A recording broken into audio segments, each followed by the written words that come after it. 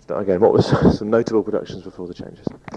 Around about that time, I certainly designed all four Good Life series, and was fortunate enough at that time also to work with Mike Leigh on his first film, which is a TV-based film called Hard Labour, which shot out of Manchester, and was an improvised drama in the same way. That has a tremendous impact on me now, years later, remembering that. I'm wondering why I never worked with him again. But that would have been very nice. And I still sort of, I'm very interested by what he did. I was quite young at that time, so he has developed teams of people that he works with now. So I missed out in a way, I think. What? How did you become involved with sort of children's productions? Children's productions were very prevalent. When I first joined the BBC in 1965, they were a very strong department, as indeed they are now. There's a regeneration of children's drama, which is happening right at this minute. At the time, it was very prevalent. We had productions like Jackanory Playhouse, and the single Jackanories were always there, and there were always film-based drama. There was always film-based drama that was there. Changes being one of the productions, which I was fortunate enough to get. How early was your involvement with the changes? Did you come into it from the day one with the director and?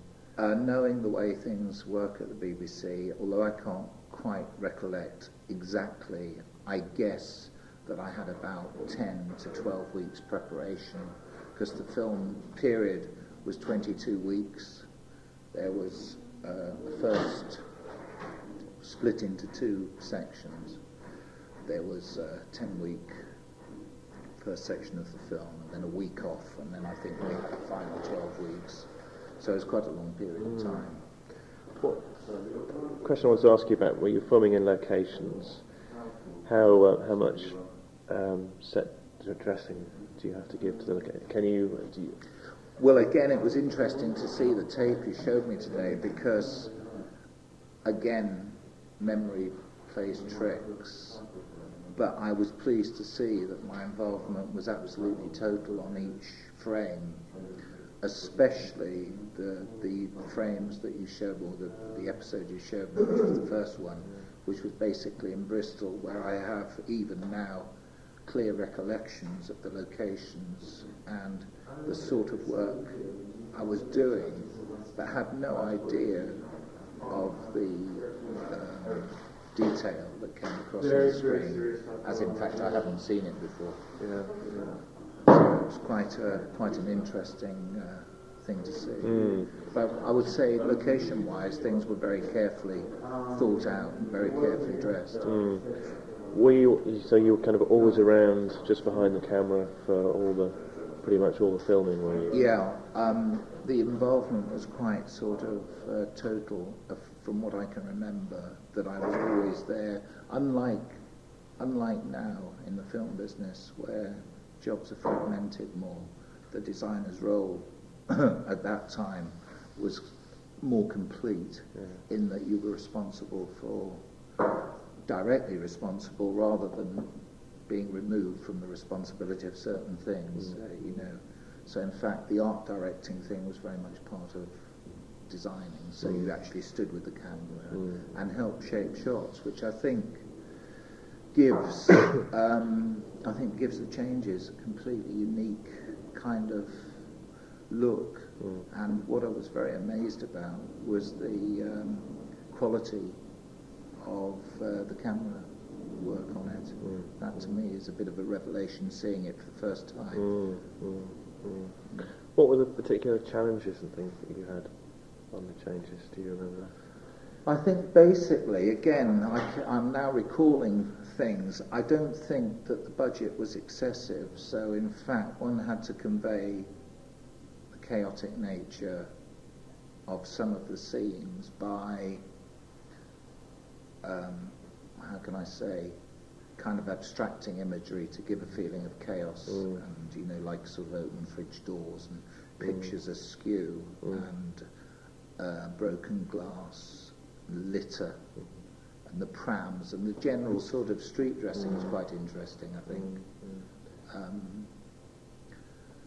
And they were all controlled from the design side. Obviously with the prop buyer, I can't recall who the prop buyer was now actually, but they had a significant role in that as well. Yeah, okay. Like all the cars and all that Exactly, stuff. yes. Yeah.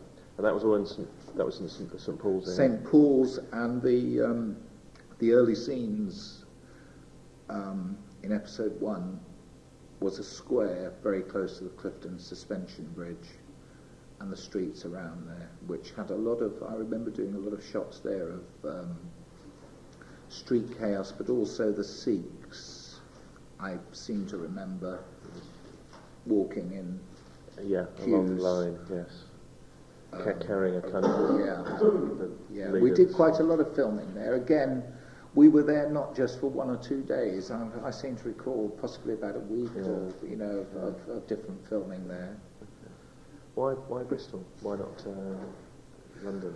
I have an idea that from looking at the shooting now and remembering a little bit more from seeing that, it was because it was interesting visually. It was slightly decayed at that time, which meant that the buildings and everything were interesting, muted colours, ungentrified.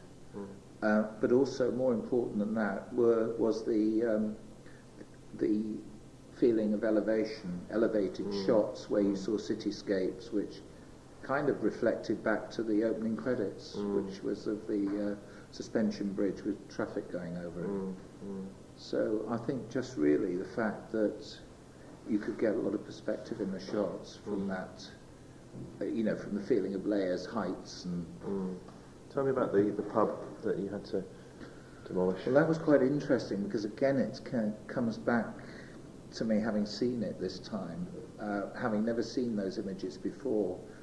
I can now remember clearly what I did, and that was in the St Paul's area of Bristol, and we used a working pub which I forget how much time we had, but it was done within a day. And we had to put corrugated iron up at the windows to suggest again the feeling of chaos and decay, which we did with plastic corrugated sheet, which seemed to work very well on camera and seemed to sort of say that the place was derelict, and it's a good sort of metaphor for dereliction, having corrugated iron. And then we had to greatly disturb the pub inside with broken glass, overturned chairs. But it had to be done in a very controlled and ordered way, because afterwards it had to be cleaned up, ready for the pub to open again in the evening, as far as I can remember. But having a look at the shots and the feeling of smoke and general chaos within the pub, it must have been quite a hard thing to turn around in a day, I think. I'm quite amazed looking at that now. We'd probably have a lot more time now. So you would be one of the people who would go in and do it yourself, hands-on? You would go hands-on, and create the pictures in a way. I mean, the camera would come in and accept the sort of chaos that I've created, and we'd look for optimum ways of shooting it to suggest that, and also dress the camera as well. Of course, is the other thing, because you can suggest a lot by just moving things towards the camera. Sure. What do you remember about? We saw the bits of the Sikhs and the farm and that sort of filming. I remember that the farm setup was quite an extensive one, and from what I remember also we were staying in Newbury, and that was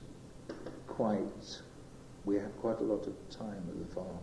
I'm thinking 2 weeks, 2.5 weeks. There was quite an initial setup in order to create the fortification and various other things. I think we had peat burning and that kind of thing. Quite a few props. quite a few fires and smoke and quite a lot of atmosphere from what I remember of that. Yeah. What do you remember about sort of moving on we just watched the bit with the Heartsease canal boat, and tell me about how you achieved the sort of the sinking. The sinking of that, again, having seen the pictures for the first time today, the aftermath was a fleeting shot, but I seem to remember that it involved a lot of work to actually make a replica boat, which I can clearly remember. I'd had a pause of 2 or 3 days, so I had to go home. And when I came back on the train going down to Newbury or wherever it was, I designed a scaffold rig and a top to go on the scaffold rig, which suggested the boat kind of canted and destroyed in the water. But having seen the tape, it's 10 seconds of screen time, and I seem to remember that was quite a sort of deal to get into the water, and which I physically did myself. Designers at that time did tend to get more physically involved, especially if you're quite young. You mugged in and helped with I've not helped build the scaffolding, but certainly got in the water and placed things. So there was no union sort of disputes? There was less of that. I mean, I wouldn't do that now, of course. Did it help to be on location and everyone, assuming everyone would pull together to get the scenes done? It did, yes. It was very cohesive like that, especially on this. I think the results of the imagery and everything, you can see that, by just looking at it. Did you work closely with John Krause? John, I did work closely with. I can't quite remember how our working relationship evolved. I've done a few things with John in the Jackanory Playhouse arena, and he was confident, I think, that I could produce. The Jackanory Playhouse things were more sort of stagey, kind of studio-based things.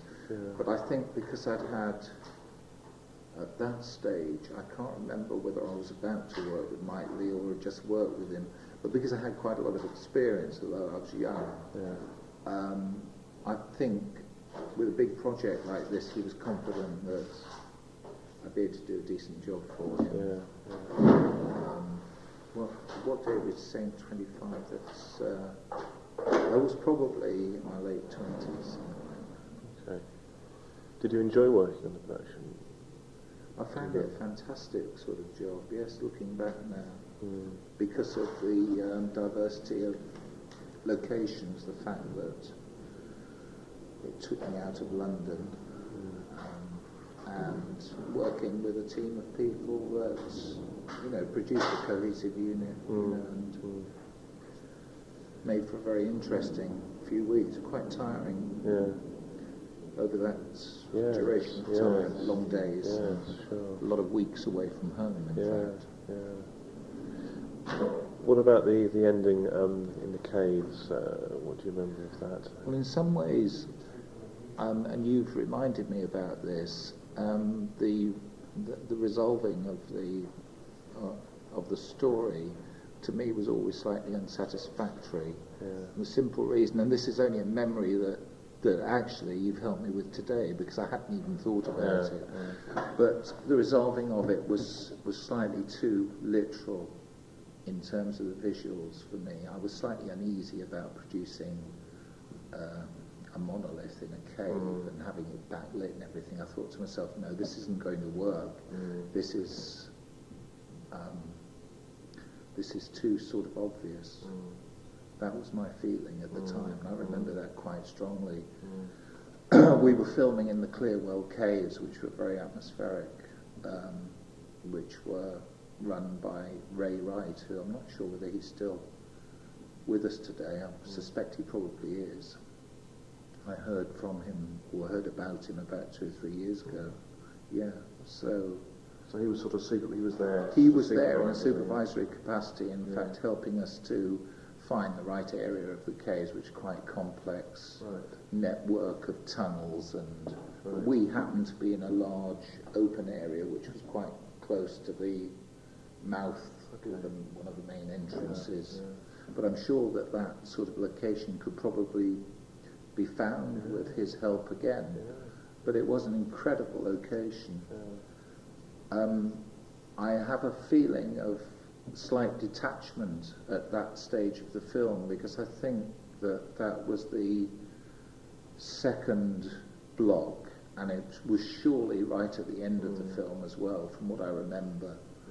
And I think that because basically the whole thing had reached a conclusion, and I feel I was a little bit unhappy with that conclusion, that perhaps I found, having done all the previous work, that was quite difficult to deal with as a designer, because of being interested in the storyline and the ideas. I don't know, in a way, whether as a kind of viewer of that you would feel the same. I think so. Kind of thing. It was less interesting than what we'd done before. You know, the texture of the streets, and all of a sudden there's this kind of huge monolith within a. It's slightly sort of more cliched image, isn't it? Perhaps, or more obvious science fiction thing. It was moving more towards science fiction, whereas the other had been quite a compelling story. What was the monolith made out of? From what I remember, we had quite a few discussions about it, and the normal way one would go with that sort of thing is to have it built in jabolite or polystyrene, another word for polystyrene. I think at the time, from what I remember, that wouldn't be. It would be three-dimensional, but it wouldn't have a quality that you could light through or anything like that. It'd be rather solid, immovable. So to give it a kind of ephemeral sort of quality, I believe I had it made in fiberglass, but I can't be sure of that. But I do also remember, I think, that it was quite backlit, and it had a kind of movement of backlighting through it, so it must have been fiberglass, resin of some kind. And the lighting in the cave, would you have had a generator there, presumably? The generator would have been kind of outside the cave, and the cables run in, from what I would imagine. What are the main difference between what the working atmosphere was like then as to now? I think in a way it was more innocent then. That is to say that we were very privileged, actually, within the BBC to be able to, for me, as you know, the age 28, 29, to be working on something like that with the means to produce what I wanted to produce, without the anxiety and atmosphere that you get on film units now, i.e. personified by where I am at the moment. So there was that, and there was also the familiarity of working with people that were very much in line with your own mode of working, so you could follow through an idea and people would understand what you were doing. Now things are so fragmented because of people's perceptions of how they want to do a job based on kind of salary, and salary was never an issue at the BBC, so we were just all there to do the best we could. And I think that, from what I've seen, is kind of quite strongly reflected in the imagery, which I'm pleased to see. Actually, it's a sort of great thing to see. Do you think it stood up? I think it stood the test of time. Quality-wise, I mean, I've seen a taped version. Obviously the original version that shows up is a lot clearer, but I certainly think it has a sophistication about it which would be good now. Is there any other memories you have? Any other anecdotes or memories?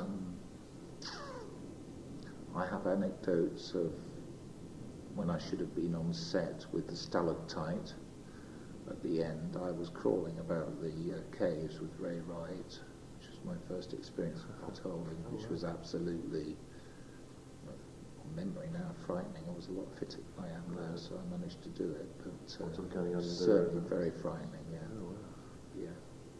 Yeah. Generally, feeling of, vitality about the whole production. Sure. And actually doing something that was kind of worthwhile.